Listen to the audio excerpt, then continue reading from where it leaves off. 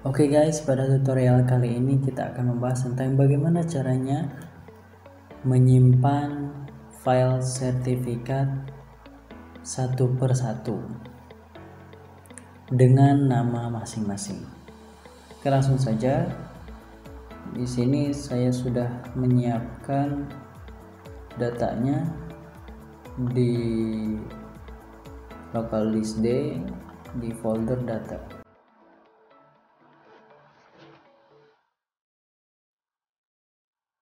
Oke, ini adalah file data nama dan ini adalah file sertifikatnya.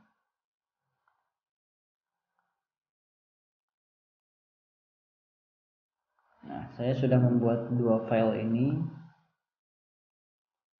Oke, langkah selanjutnya kita akan masuk ke file sertifikat. Di sini teman-teman tinggal ikuti langkah-langkahnya. Oke, check it out.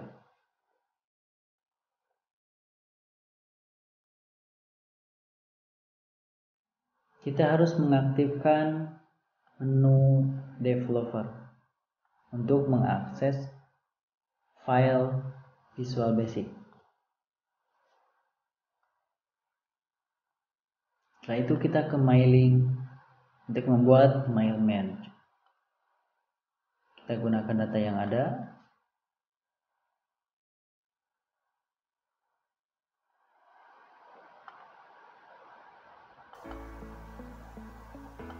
Nah, ini adalah data nama-nama peserta dan panitia. Kita simpan di mana? Di sheet pertama. Oke. Bagaimana cara mengeceknya? Kita bisa lihat. Nah, sheet pertama. Karena sheet kedua kosong. Oke, paham? Kita klik sheet pertama. Oke, setelah itu kita masukkan fieldnya. Di sini kita masukkan nama, di sini kita masukkan sebagai. Kita cek. Oke, data sesuai. Langkah selanjutnya adalah kita masuk ke menu developer. Sini teman-teman masuk ke Visual Basic.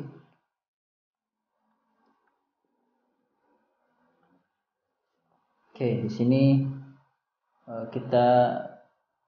saya langsung kopikan saja ya codingnya. Teman-teman nanti bisa mendapatkan coding ini di link atau di deskripsi video. Nah, oke, kita bahas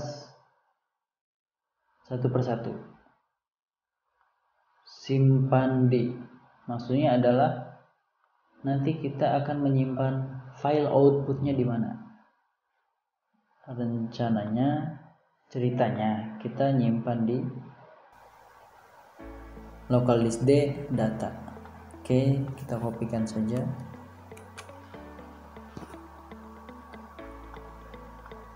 Nah, usahakan teman-teman tempatkan di dalam tanda kutip 2 ini. Jangan lupa kita kasih garis miring sebagai tanda bahwa ini adalah folder.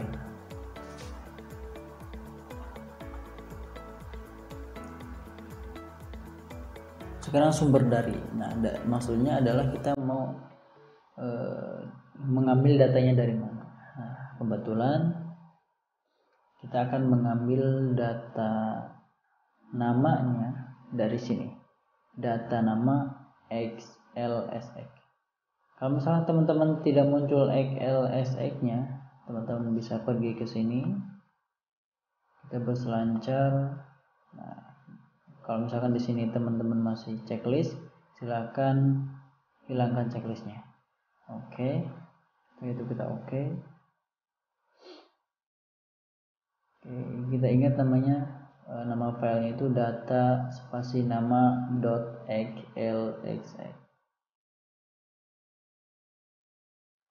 Lupa gue. Oke.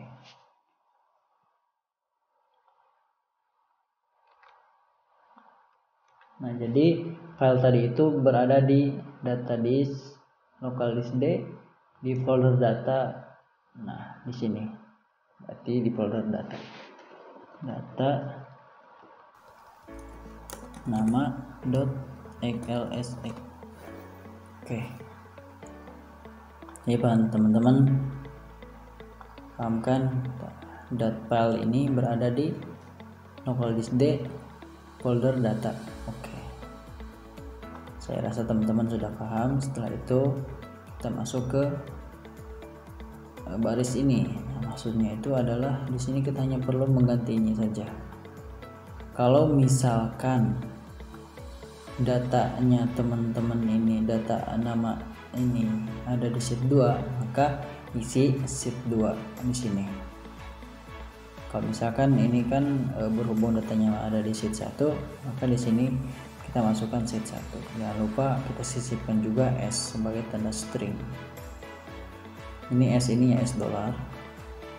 Setelah ini kita akan masuk ke baris ini. Nah, maksudnya nama ini dari mana? Nama ini diambil dari kolom nama ya, di sini. Jadi supaya nanti filenya itu, outputnya itu sudah ada namanya masing-masing. Jadi kita tidak perlu memberi nama secara manual. Oke, paham kan? Nah, jadi saya rekomendasikan kepada teman-teman supaya nanti headernya itu satu kata aja.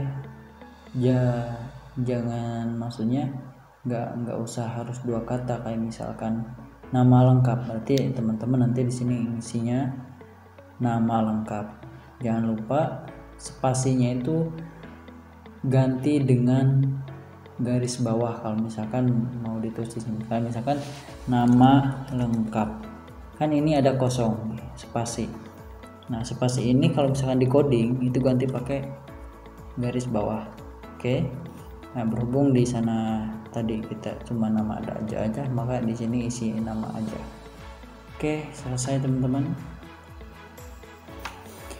Saya ulangi, simpan di mana? Kita simpan datanya di data hasilnya, kita simpan di folder data. Sumbernya dari mana? Kita ambil sumbernya dari sumber nama-namanya, maksudnya kita udah ambil dari data spasi nama xlsx. Kenapa di sini nggak ada garis bawah ya? Karena ini adalah string atau penghubung. Jadi kalau misalkan di sini pakai garis bawah, berarti file namanya di sana juga nanti harus pakai garis bawah gitu teman-teman. Ini kita data shotnya, sumber data yang kita ambil dari lembaran mana, berarti ini sheet lembaran, berarti kita ambil dari lembaran 1. Oke, terus nanti nama-nama filenya kita akan kasih nama dengan nama masing-masing sesuai dengan sertifikat. Oke, teman-teman, kita simpan, terus kita jalankan. Oke, coding berjalan, tidak ada debug. Setelah itu kita cek apakah sudah berhasil. Oke, teman-teman bisa lihat ini tiba-tiba nambah tuh. Nah, ini sedang beroperasi.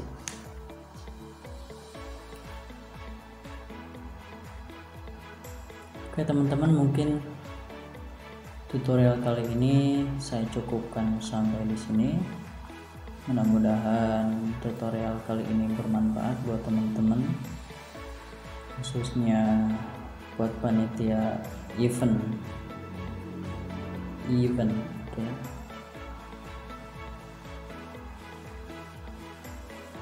Oke. Thank you teman-teman yang sudah nonton video kali ini. Terima kasih banyak.